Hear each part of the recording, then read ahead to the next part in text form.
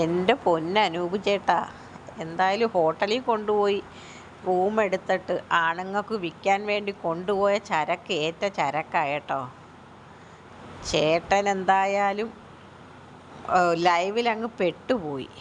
അന്നേരം ചേട്ടന് മനസ്സിലായി ഇവളെ തലേന്ന് ഊരണം. അന്നേരം ഞാൻ ജോലി സ്ഥലത്ത് പോകണമെന്നും പറഞ്ഞ് ഹോട്ടലിൽ റൂം എടുത്ത് അവളെ അവിടെ ഇരുത്തിയിരിക്കുന്നത്. എത്ര പേരെയാ ദിവസം കൊടുക്കുന്നത്? അതോ 100 രൂപയാണോ, 200 ആണോ, 300, 500?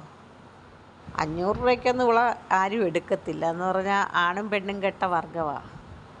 ചേട്ടന് തെറ്റിപ്പോയെന്നും പറഞ്ഞ് നല്ല ആണുങ്ങളൊന്നും ഇവളെ എടുത്ത് വരത്തില്ല കേട്ടോ.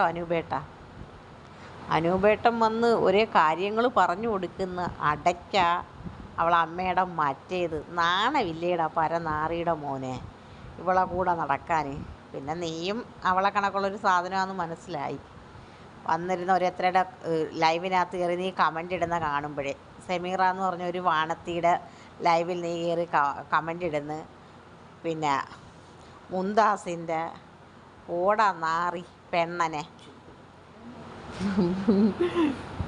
പെൺകോന്തൻ ഇവളെ പുറക്കെ നടക്കുന്ന പല്ലില്ലാത്ത കിളവിയുടെ 48 വയസ്സുള്ള കിളവിക്ക് 40 വയസ്സുള്ള കാമുകൻ കെട്ടി.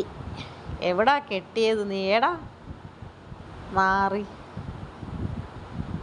അനൂപ് ചേട്ടന് പറ്റിയ അന്തോണിസ് കളിക്കവിള വെടിപ്പുര ചേരും ചേട്ടനിക്ക് പറ്റിയ സാധനമാണെന്ന് മനസ്സിലായി. എന്തായാലും ഇപ്പം സെമീറ മാത്രമേ ഉള്ളൂ ഇവക്ക് സൈഡ് പറയാൻ. ചട്ടുകാലി ഷെബീന ഇല്ല.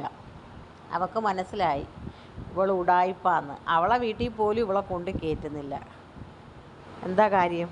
ഇവൾ ആണുങ്ങളെ പിടിക്കുന്നോളാണെന്നറിയാം. സനു എന്ന് പറയുന്ന കളിക്കവിള വെടിപ്പുരേ സ്വന്തം മോളെ പോലും നോക്കാതെ ഹണിമൂൺ ആഘോഷിക്കാൻ നടക്കുന്നത് പല ആണുങ്ങളെ കൂടെയും ഹോട്ടൽ റൂമിൽ. ഒരാളായിരുന്നെങ്കിൽ വേണ്ടിയില്ലായിരുന്നു. പല ആണുങ്ങളാണ് കയറി ഇറങ്ങുന്ന. കാശുണ്ടാക്കിയിട്ട് ഇനി കളിക്കവിളയിലോട്ട് പോവും. അത് കഴിയുമ്പം കുറച്ച് നാൾ കഴിയുമ്പം എന്നെ അനൂപ് ഉപേക്ഷിച്ചേന്ന് പറഞ്ഞ് നടക്കും. അത് കഴിഞ്ഞ് ഏതെങ്കിലും ഒരു പണമുള്ള ടീമിനെ പിടിക്കും. എന്നിട്ട് ഇതേപോലെ ലോഡ് ചോറും നടക്കും. അവൻ്റെയും എല്ലാം കഴിയുമ്പോഴത്തേക്ക് ഇനി നാട്ടിൽ വരും. നാണമില്ലാത്ത അപരാധി. ജന്മം നൽകിയ തന്തയ്ക്കും തള്ളയ്ക്കും വില കൊടുക്കാത്ത അറിവാണിച്ച്. പിന്നൊരു കാര്യമുണ്ട്, ആ തന്തയും സഹോദരങ്ങളും ഇവിടെ ഇങ്ങനെ അങ്ങ് വിട്ടേക്കുക. എവിടെയെങ്കിലും പോയി കയറിയിട്ട് വാടിയെന്നും പറഞ്ഞു. ഇത്രയേ ഉള്ളൂ എനിക്ക് പറയാൻ.